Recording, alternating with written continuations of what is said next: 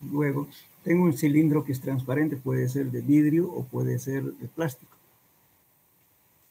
en el cual voy a colocar una muestra secada al horno. Coloco aquí internamente y aquí pongo una malla número 200 o simplemente cualquier malla, pues se puede poner con papel filtro, de tal forma que no sea obstáculo porque el agua ingrese por aquí. Porque en este extremo pongo un tapón, ya sea un corcho o goma, lo que sea, con una abertura y colocando justamente una pequeña cañería con un tubito que sale justamente de encima del nivel de agua. Aquí está mal dibujado. Tiene que salir un poquito más acá para que el aire salga por aquí. El propósito es el siguiente.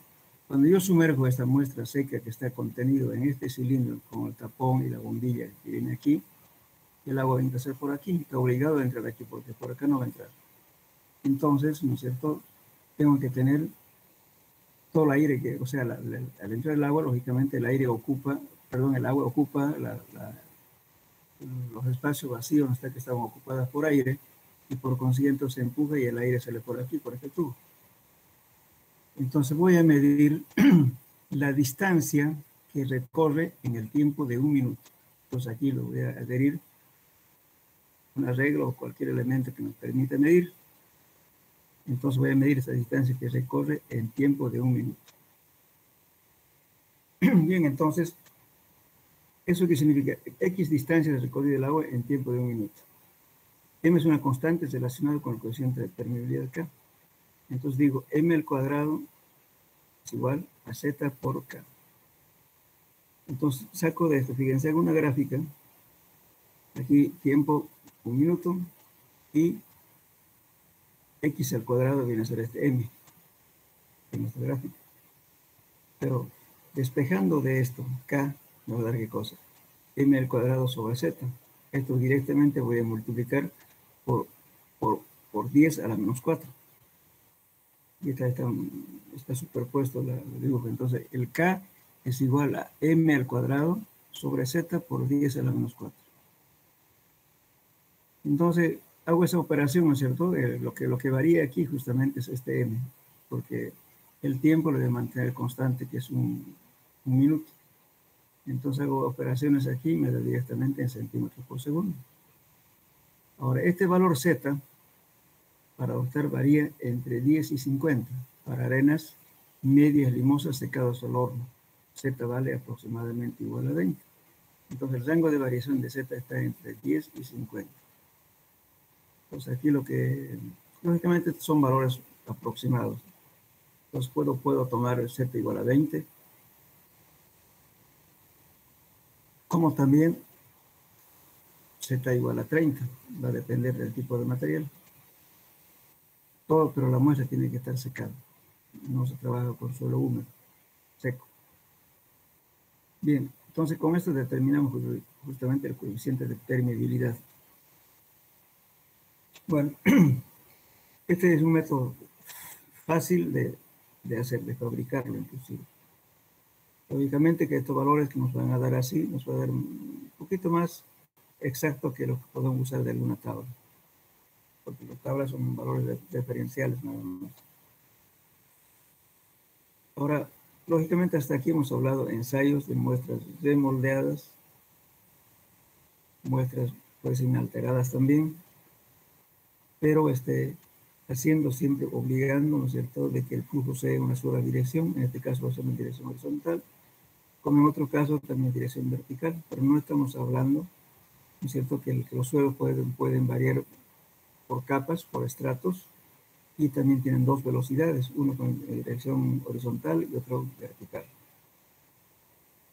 Entonces esto vamos a determinar ya aplicado todo lo que hemos hablado de acá a un terreno donde esté formado por estratos. Por eso estamos llamando aquí permeabilidad en terrenos estratificados. Entonces, generalmente en la naturaleza los suelos están dispuestos en estratos de diferentes tipos de suelos y espesores, ¿cierto? No todos uniformes, sino que puede variar. Entonces, estamos tomando en cuenta para ese caso. Bien. Entonces, vamos a determinar, supongamos que este es un suelo con diferentes estratos. La altura del primer estrato es H1, la altura del segundo estrato H2 y H3. También tenemos el coeficiente de permeabilidad en estrato 1, K1, K2 y K3 en los diferentes estratos. Y también la velocidad, B1, B2, B3. Y la gradiente hidráulica va a ser esta línea. Entonces, ¿qué estamos tomando en cuenta aquí? El coeficiente de permeabilidad en sentido horizontal y otro en sentido vertical. Bueno, entonces para poder calcular el coeficiente de permeabilidad en sentido vertical, aplicamos esta fórmula. Sumatoria de los H sub I, o sea, la sumatoria de este estrato hasta N, cualquier valor. Puede ser no solamente 3, puede ser 4, 5. Y dividido entre H sub I por K sub I, dividido entre K sub I. Este es K sub 1, por favor, aquí no es K sub 2. Es K sub 1. Más, aquí no se ve bien el signo, es más H2 dividido entre K sub 2, más H3 por K sub 3, y así sucesivamente, hasta N. Entonces, ya quedaría el coeficiente de permeabilidad en sentido vertical es igual a la sumatoria de la H subida de las alturas de los estratos, ¿no? Dividido entre H sub I dividido entre K sub I. Esto es en sentido vertical. Y en sentido horizontal nos va a dar igual a la sumatoria de K sub I por H sub I, la suma, ¿no es cierto?, de diferentes estratos multiplicado por la altura de diferentes estratos de la sumatoria, dividido entre la sumatoria de las alturas, H1, H2, H3, etc. Entonces, eso nos da el coeficiente de permeabilidad en sentido horizontal. Esto para que seamos estratificados. Bien, entonces, ahora si nosotros hacemos, bueno, aquí ha habido dos tipos de flujo, ¿no es cierto?, en el sentido vertical y en el sentido horizontal. Entonces aquí, si igualamos estas ecuaciones de K sub B y con K sub H, tenemos esta ecuación, y nos vamos a tener, sacando la igualdad, se va a demostrar de que el coeficiente de permeabilidad en sentido horizontal es mayor que el coeficiente de permeabilidad en sentido vertical. Entonces quiere decir que el flujo en sentido horizontal es mayor que el flujo en sentido vertical. Bien. Ahora falta una partecita. Ahora, para sacar el promedio del coeficiente de permeabilidad media, es igual, no sé si se abordaba aquí, por favor, quisiera que lo escriban eso.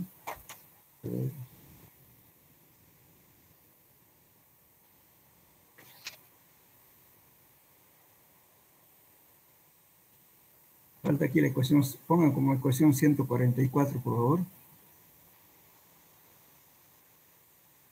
Coeficiente de permeabilidad promedio en los estratos.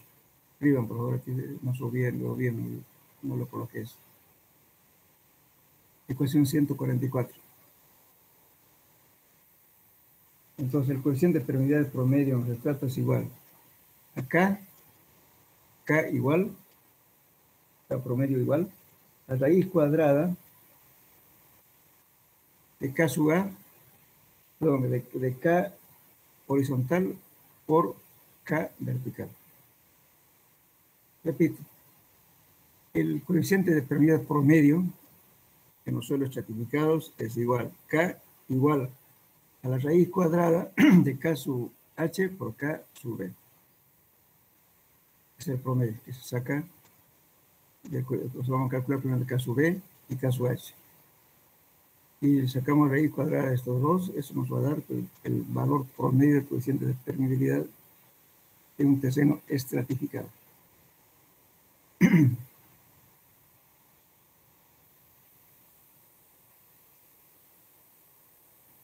Escríbanlo como ecuación 144, aquí no sé, me olvidé anotarlo.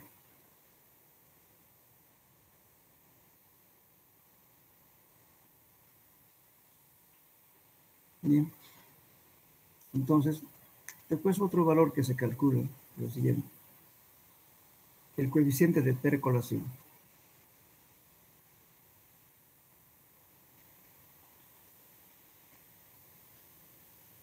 El coeficiente de percolación es la real medida de escurrimiento a través de los vacíos de un suelo, cuando la gradiente hidráulica es igual a 1. ¿Cuándo va a ser igual a 1? Cuando h sea igual a la longitud de recorrido. ¿Sí? Entonces, en ese caso, lógicamente va a haber una coeficiente de percolación. Se va a calcular en función de el área de vacíos y la relación de vacíos. Entonces, aquí el coeficiente de permeabilidad es igual a B es igual a Q sobre A sub B, haciendo estas igualdades, ¿no es cierto? Donde B es igual a Q sobre A multiplicado K sub I.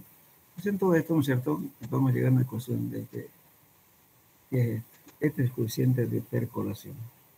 Podemos encontrar, si quieren, en función de E o en función de N. Este N viene a ser porosidad del suelo. Entonces, el coeficiente de percolación es igual al coeficiente de permeabilidad K sub T dividido entre la porosidad del suelo. Ese es el coeficiente de percolación.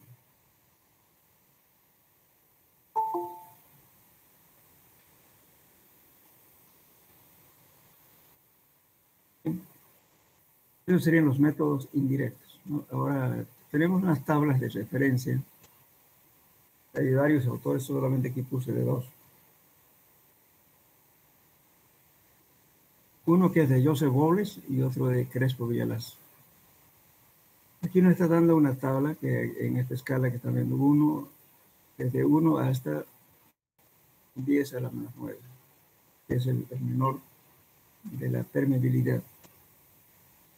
Entonces, en función, digamos, del tipo de suelo, lógicamente, el coeficiente de permeabilidad varía.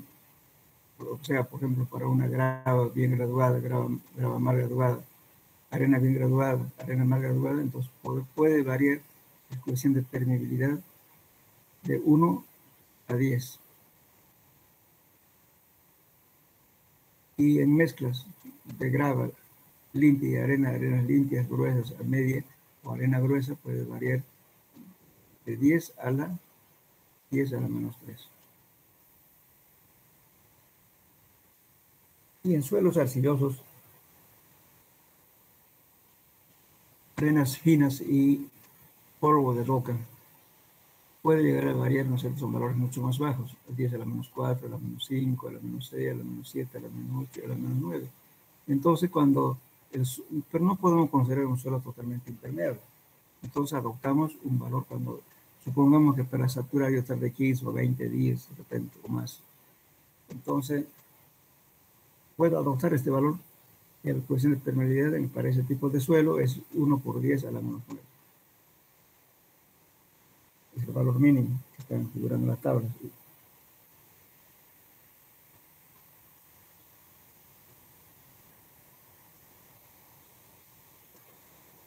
Igualmente aquí, en el caso de Carlos Crespo Villalaz, también, para grava limpia, por ejemplo, de 10 a la menos 2 hasta 1.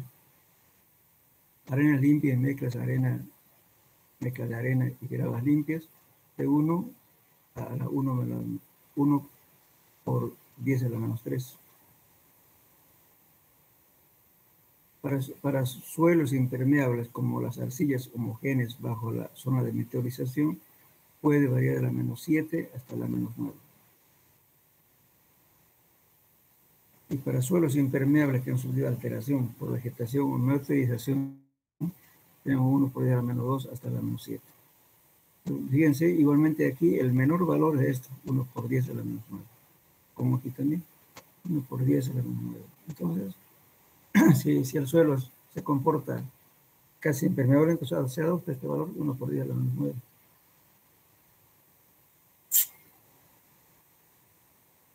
Bien. Esto sería entonces el coeficiente de permeabilidad para diferentes tipos de suelo. Lógicamente hay otras tablas también, ¿no? De otros autores. Por ejemplo, esta tablita es mucho más simple para para utilizarlo.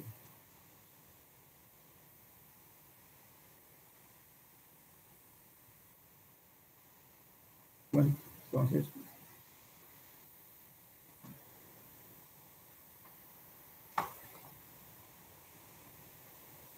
entramos al capítulo 9, que es de esfuerzo y esfuerzo efectivo.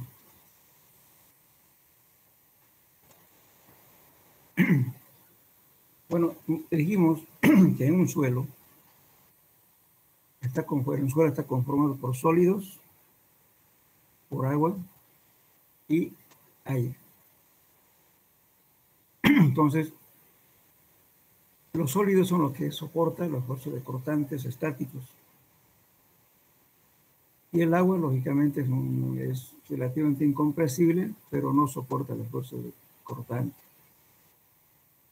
El aire tampoco, ¿no? Entonces, lo que soporta el esfuerzo cortante es los sólidos.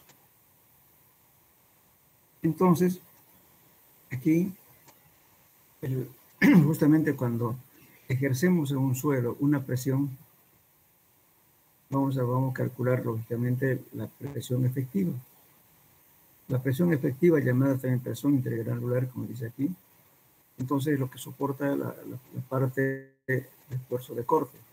Y cuando incrementa las presiones intergranulares, significa que va a disminuir justamente la relación de vacíos y va a haber un cambio volumétrico en el suelo. Entonces estas presiones intergranulares lo hacen más estable al suelo, pero sin embargo está disminuyendo el volumen. Entonces si disminuye este volumen debido a estas presiones intergranulares, lógicamente que tiene que haber asentamientos. Porque las presiones que llamamos presiones neutras, presiones neutrales o presión de poros o presión intersticiales, que es la misma, entonces esto debido al agua. En cambio, las presiones intergranulares son la presión y la interrelación que existe entre granos de los sólidos. Esa es presión intergranular. Entonces, lógicamente, cuando calculamos la ecuación de la presión total, va a ser igual a la presión efectiva más la presión neutra. Por ejemplo, si vemos aquí, vamos a hacer un ejemplo acá. Supongamos que tenemos la presión efectiva va a ser Q', que es debido a los sólidos, dividido entre el área de contacto. Bien, entonces la presión total que va a ser igual, entonces el gamma del suelo multiplicado por Z. El esfuerzo efectivo, sigma prima, estamos poniendo aquí, los esfuerzos varían de acuerdo a los puntos de contacto. El esfuerzo efectivo es aquel esfuerzo que es soportado por los sólidos. El esfuerzo neutro se aplica una carga total Q a un suelo o roca construido por sólidos y poros, habiendo dentro de estos últimos una presión U. Esta es una presión neutra, o también llamada presión de poros, o también se llama presión intersticial, U. Bien, entonces el A sub B es el área de poros, ¿no es cierto? O área de vacíos, ¿no es cierto?, que hay en un suelo. Entonces, ¿qué hacemos? Fíjense, aquí tenemos partículas, ¿no es cierto?, de granos uniformes, y le pongo un área de contacto, área ruta A, con una carga puntual Q. O bien, en suelos de diferentes tamaños, diferentes tipos de diámetros de las partículas, tengo el área total A, que es el área de contacto. Bien, entonces, ¿qué ocurre? ¿Qué es lo que está soportando en realidad todo el esfuerzo debido a esta carga que está ejerciendo sobre este área total? Esto hace, ¿no es cierto?, estos sólidos están soportando el esfuerzo de corte, porque el aire no soporta. Entonces, esto podemos asemejarlo a lo que ocurre, por ejemplo, ¿no es cierto?, un recipiente con agua, y tenemos un muelle de metal que hace lo que hace un sólido en un suelo. Y esto es área de vacío sobre 2, área de vacío sobre 2. Esta es la presión neutra, o la presión intersticial U. Entonces, cuando ejercemos una presión, vamos a tener esto. Q, la presión total, va a ser la presión efectiva más la presión neutra. Entonces, fíjense que es una carga en toneladas o kilos. En cambio, este U es kilos por centímetro cuadrado. Pero si lo multiplico por el área de vacíos, esto me va a dar ¿qué cosa? Me va a dar Q, me va a dar una presión de una carga puntual. Pero si estos componentes lo divido entre un área total, que me va a dar aquí, me va a dar un valor sigma, que es este, y sigma prima, la presión efectiva, más la presión neutra, multiplicada por A sub B sobre A sub A, que este es un valor que voy a considerar 1, debido a que justamente esta relación de vacíos en suelos se considera 1. Aquí tenemos una tabla, ¿cierto? La relación de área de vacíos sobre área total. En hormigón se considera 0,5 a 0,75, en soca fracturada 0,35 a 1, en arenisca 0,35 a 1, en mármol o granito 0,10 a 0,5, en suelos cuando era 1. Entonces nuestra ecuación va a quedar esto directamente sigma o sigma prima más U, esto se hace 1, que aparece en esta ecuación. Sigma, o sea, la presión total es igual a la presión efectiva más la presión neutra. Pues para poder calcular la presión efectiva que hago, la presión efectiva va a ser igual, despejando esto, va a ser igual a la presión total menos la presión neutra, porque esto pasa con negativo. Entonces, la presión efectiva le va, o sea, la presión efectiva va a ser la presión total menos la presión neutra. O sea, lo que estamos haciendo es quitarle la presión de poros.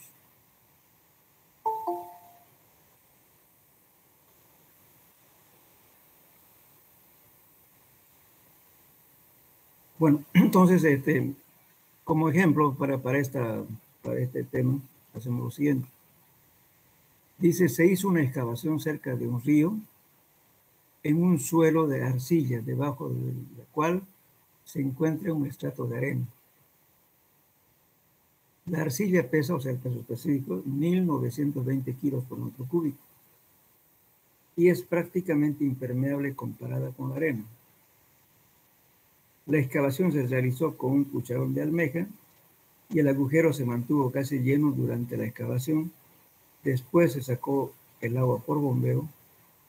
La arcilla del fondo de la excavación se levantó repentinamente y estalló. La pregunta es, ¿por qué ocurrió esto y qué elevación tenía el agua cuando se produjo este fenómeno? Entonces, si a mí me da, aquí yo tengo, fíjense, si vemos esta ecuación, ¿qué pasaría si la presión total es igual a la presión neutra? La presión efectiva se hace cero, ¿verdad? Al hacer cero está entonces en un equilibrio inestable. ¿Qué pasa cuando la presión total es mayor que la presión neutra? Pues aquí es estable, ¿no es cierto? Porque sigma prima, entonces los granos soportan el esfuerzo de corte. Pero ¿qué pasa si el esfuerzo total es menor que la presión neutra? Aquí va a dar negativo. Al ser negativo, entonces no hay nada que soporte el esfuerzo de corte. Eso es lo que va a ocurrir aquí. Entonces, planteado en este problema, decimos, vamos a considerar de que el suelo está inicialmente aquí, antes de excavar. La altura desde este nivel, aquí está la arena y aquí está arcilla. La excavación fue hecha en arcilla. Entonces, la altura del río mide 6 metros. Y la altura total desde este estrato hasta el final es 7.50 metros. Entonces, de aquí para allá es del nivel de agua para arriba es 1.50. Cuando se hace la excavación, se excava hasta 6 metros. Aquí tenemos 1.50, más 4.50, 6 metros. y me quedo unos 50 sin excavar. Bueno, entonces vamos a calcular primeramente en estado original.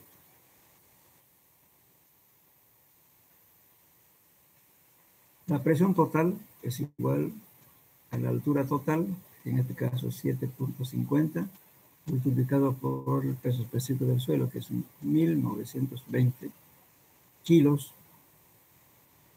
por metro cúbico, multiplicándonos de 14.400 kilos por metro cuadrado. Y la presión neutra es justamente toda esta columna de agua, que es a una altura de 6 metros, multiplicado por 1.000 kilos por metro cúbico, el peso específico del agua. Entonces me da 6.000. Pero yo tenía presión total, era igual a presión efectiva más la presión neutra. Despejando esto, tengo entonces presión total. Perdón, presión efectiva es igual a la presión total menos la presión neutra. Entonces, tengo aquí 14.400, aquí falta un cero. 14.400 menos 6.000, me queda 8.400 kilos por metro cuadrado. Entonces, en ese caso, cuando excavé, me quedó justamente, está estable, porque la presión efectiva tengo 8.400 kilos por metro cuadrado.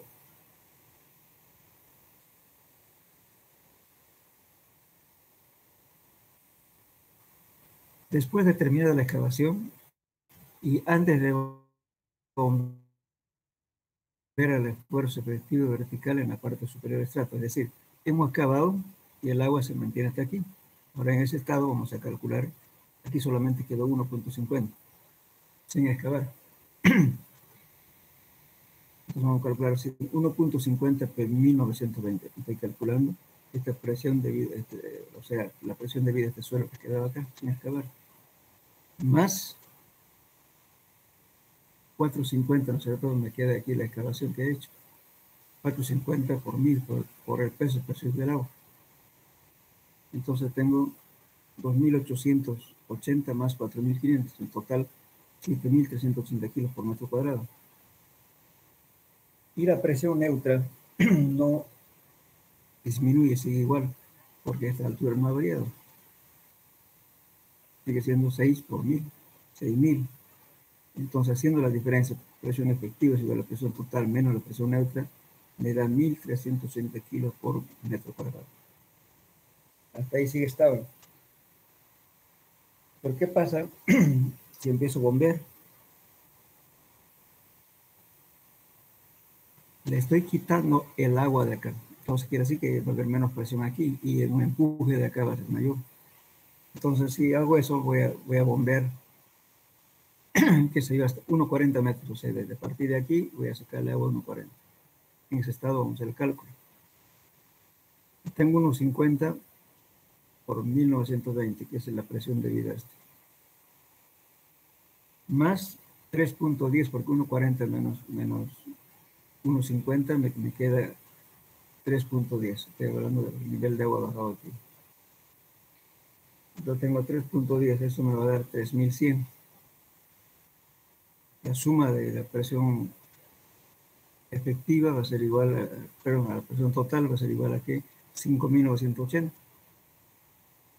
Y la presión neutra no varía porque sigue manteniéndose el mismo nivel de agua de aquí. Entonces va a ser igual a 6 por 1000, 6.000. Entonces aquí haciendo la presión efectiva, presión total menos la presión neutra me va a dar negativo, menos 20. Entonces, ¿qué pasó aquí?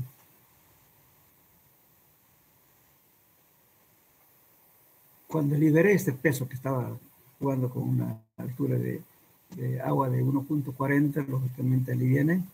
Entonces el empuje de aquí de la presión neutra es así mucho más grande. Entonces esto se convee aquí por las presiones y luego revienta y se inunda y otra vez sube a esta altura. Inclusive puede subir un poquito más alto todavía. Eso es lo que pasaba. Entonces aquí no hubo nada que soporte la fuerza de corte. Pues la presión efectiva es la presión total menos presión neutra. Entonces mucha de esa operación aquí nos da negativo. ¿Por qué? Porque justamente la presión neutra no varía.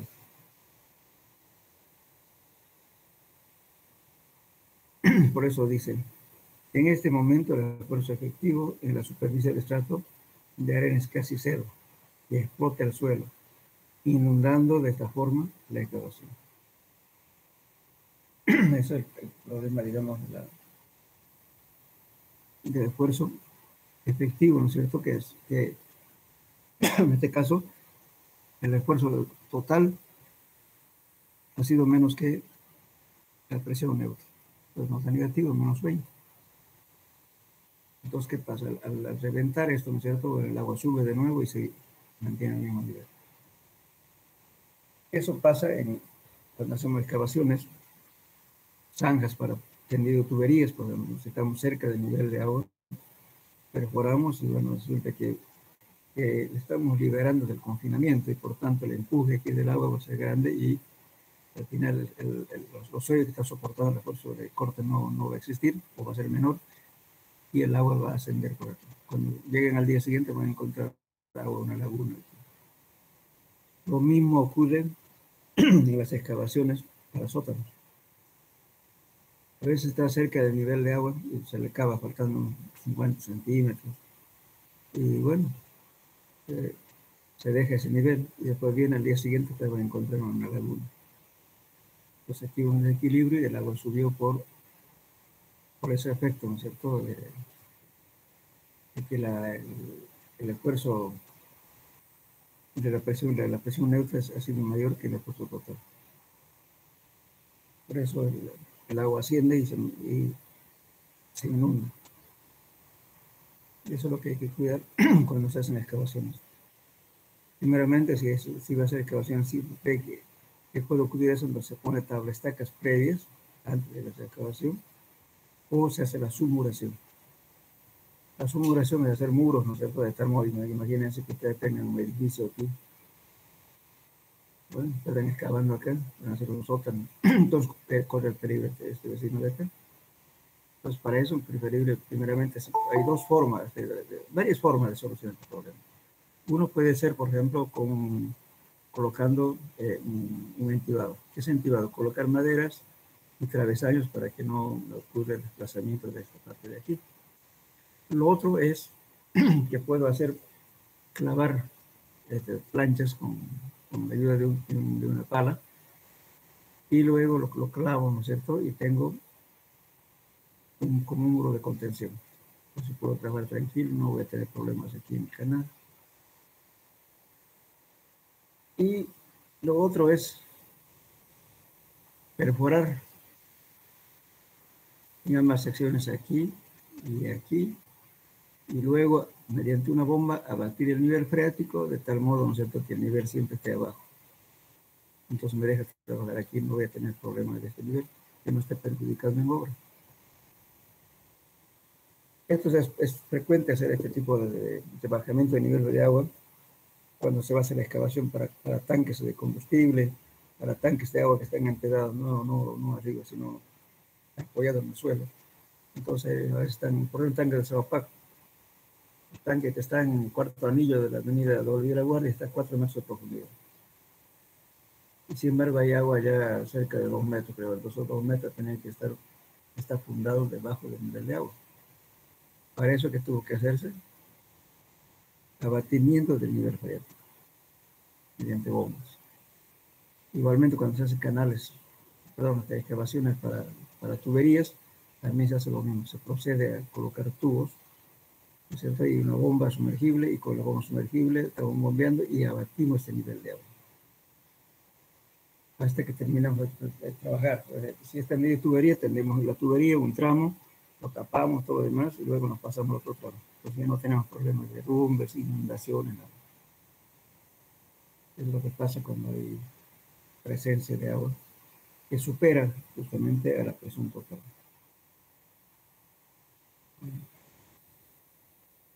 Eso sería en cuanto a este tema, no sé si tienen preguntas.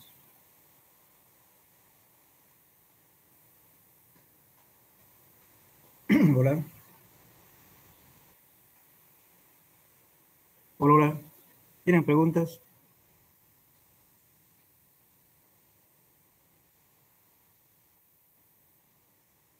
Hola, ¿me escuchan? Sí, Ingrid, se escucha.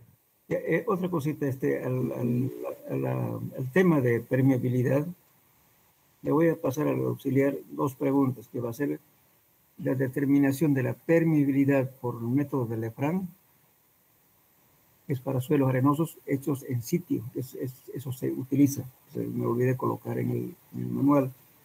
Le voy a pasar como un tema de investigación que van a poner al tema de permeabilidad.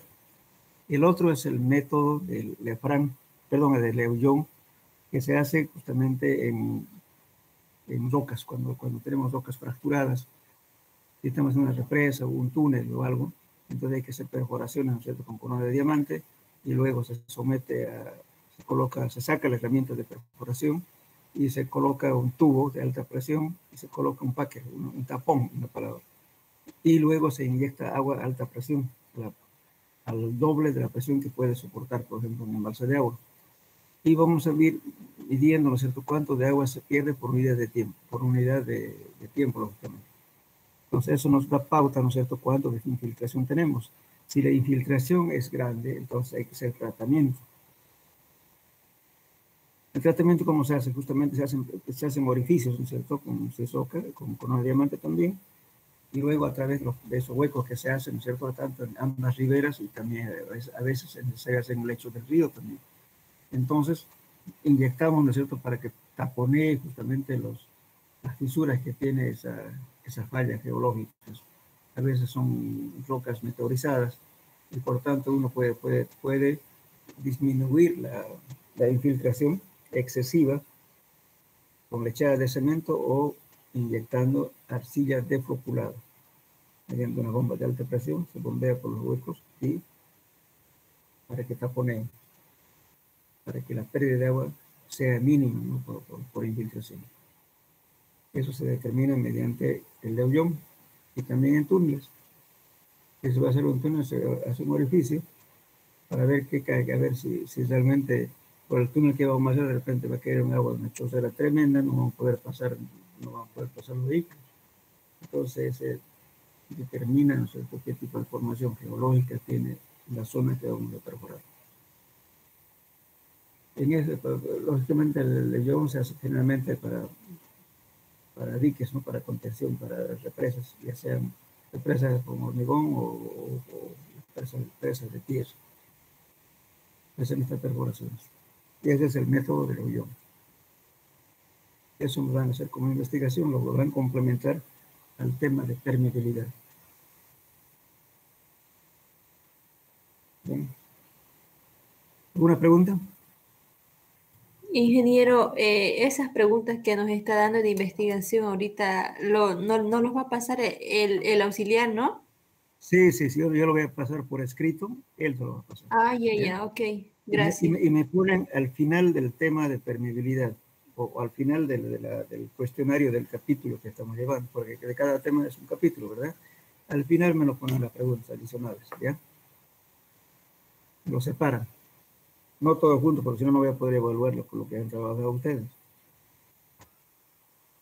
Pues como son varios, entonces es difícil a veces determinar. Entonces, si me lo ponen al final, pues vemos qué ha hecho con las tareas, si realmente cumplió o no cumplió. No se olviden que eso equivale a un examen, toda la presentación, en orden. ¿Ya? Bueno, entonces, ¿alguna pregunta más?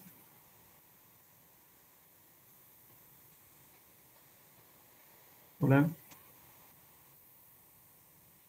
Bueno, vamos a terminar, nos falta un tema más que es la compactación. Terminamos ese tema y vamos a resolver problemas. Y para resolver problemas quiero que tengan ustedes su formulario porque les voy a preguntar qué fórmula voy a usar para resolver ese problema. Tienen que aprender a manejar su formulario. Ese formulario que lo hagan les va a servir para suelos 2 y también para fundaciones, porque en fundaciones justamente hablamos de suelos. Guárdenselo, un formulario bien hecho para que ustedes lo entiendan con su nomenclatura, que sepan entender. Bueno, ¿más preguntas? Parece que no hay.